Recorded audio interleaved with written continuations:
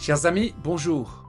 Israël vit actuellement une situation extrêmement difficile. Pour retrouver les otages israéliens, il faut libérer des centaines de prisonniers palestiniens dont beaucoup ont du sang sur les mains.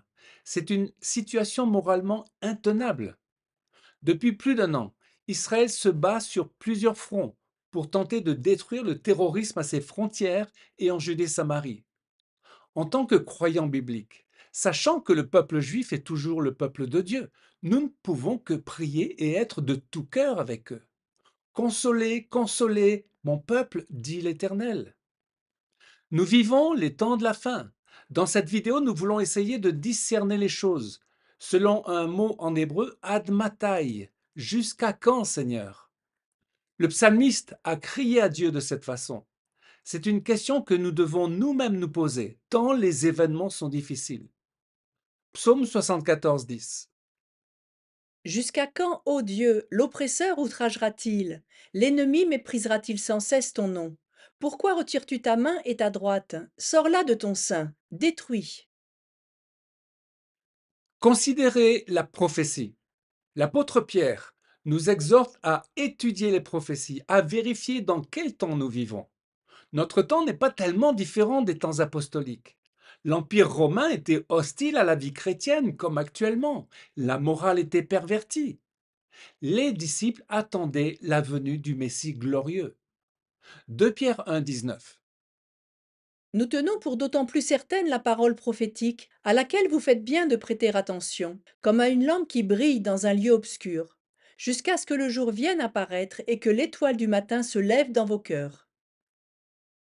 Les prophéties aident à voir clair, pour savoir comment prier et discerner en quel temps nous sommes. Les évangiles nous disent qu'il est important de se nourrir de la nourriture au temps convenable. Le temps convenable en grec, kairos, ce sont les temps marqués par Dieu. Le jour où se lèvera l'étoile du matin parle de l'avènement du Fils de l'homme et de la pleine manifestation de la vérité. Alors les croyants pourront relever la tête parce que leur délivrance se rapproche, nous dit Luc. Jérusalem sera foulée aux pieds. Étudions le premier jusqu'à.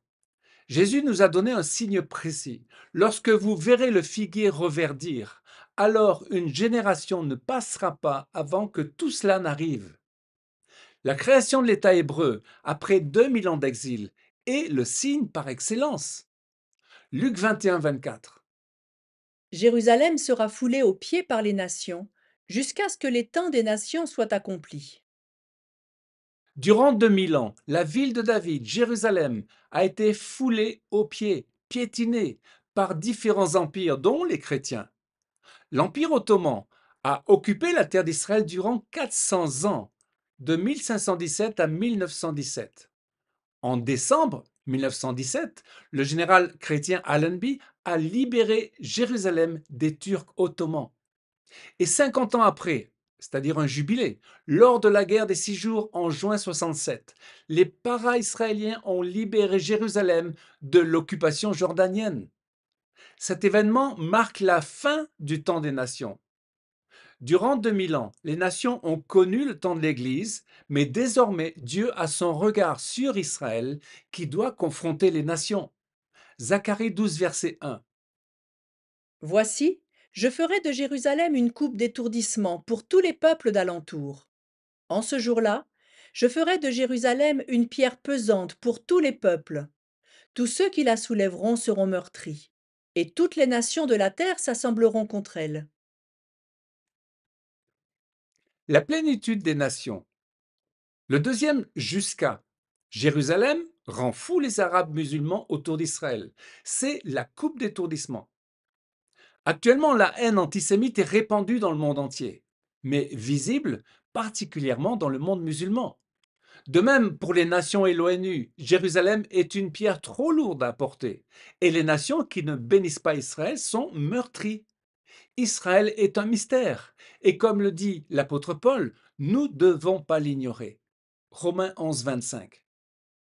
Je ne veux pas, frères, que vous ignoriez ce mystère, afin que vous ne vous regardiez point comme sages. Une partie d'Israël est tombée dans l'endurcissement, jusqu'à ce que la plénitude des païens soit entrée. On a déjà expliqué ce qu'est l'endurcissement d'Israël. Dieu a plongé le peuple juif dans un sommeil prophétique, en hébreu tardéma, pour que l'évangile puisse nous être apporté à nous païens.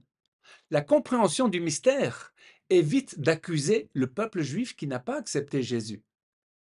Or, la chrétienté n'a pas cessé de condamner ce peuple durant 2000 ans, faisant des Juifs un peuple déicide, impie, et il est temps aujourd'hui de s'en repentir. En pointant le doigt sur nos frères juifs, c'est Dieu qu'on accuse. Paul explique, Romains 11, verset 11. Ma question est donc la suivante. Aurait-il trébuché pour tomber définitivement? Le ciel nous en garde. Bien au contraire. C'est parce qu'ils ont trébuché que le salut a pu parvenir aux païens. Le Seigneur a permis ce mystère jusqu'à ce que la plénitude, pléroma en grec, la plénitude des païens, c'est-à-dire le nombre que Dieu aura décidé pour le salut des nations, soit accompli. Le temps et la patience de Dieu ne sont pas les nôtres. Parlons du rétablissement des choses. Un troisième jusqu'à concerne la restauration des choses prédites par les prophètes. Les disciples savaient ce que cela voulait dire. Lorsqu'ils ont posé la question à Jésus, Seigneur, est-ce en ce temps-là que tu rétabliras le royaume d'Israël?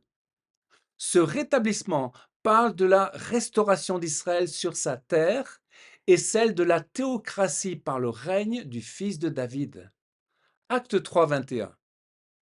Jésus doit rester au ciel jusqu'au temps du rétablissement de toutes choses, comme Dieu l'a annoncé par le passé, par la bouche des saints prophètes. La littérature rabbinique parle du Olam Abba, le monde ou l'âge à venir, par opposition au monde d'aujourd'hui, le Olam Hazé. Et le Tanakh évoque la restauration des choses et la bénédiction retrouvée. Je rétablirai tes juges tels qu'ils étaient autrefois, et Sion sera racheté par la justice. Le prophète Osée dira, Dieu nous rendra la vie dans 2 jours. Le troisième, il nous relèvera et nous vivrons devant lui. Nous comprenons que un jour représente un millénaire. Après 2000 ans, après une presque totale destruction du peuple juif, notamment au travers de la Shoah, Israël renaîtra et connaîtra son Dieu en plénitude. Dieu placera en son peuple son esprit et lui donnera un cœur nouveau et il vivra au milieu d'eux. Ézéchiel 37, versets 27 et 28. Ma demeure sera parmi eux. Je serai leur Dieu, et ils seront mon peuple. Et les nations sauront que je suis l'Éternel, qui sanctifie Israël, lorsque mon sanctuaire sera pour toujours au milieu d'eux. Relisons ces chapitres 36 et 37 d'Ézéchiel et prêtons attention à ce dernier verset lu par Sophie. Dieu sera au milieu de son peuple et les nations verront. Mais elles verront quoi? Elles verront que Dieu sanctifie Israël. Après l'avoir purifié, nettoyé de ses impuretés, il le rachètera, le guérira. Zacharie dit qu'en un jour, Dieu enlèvera leur iniquité. Et donc, dit le verset, les nations sauront. Elles comprendront que Dieu est Dieu. Elles comprendront en voyant la réhabilitation d'Israël la grandeur de Dieu et se tourneront vers lui. La réhabilitation d'Israël amènera un formidable réveil dans le monde.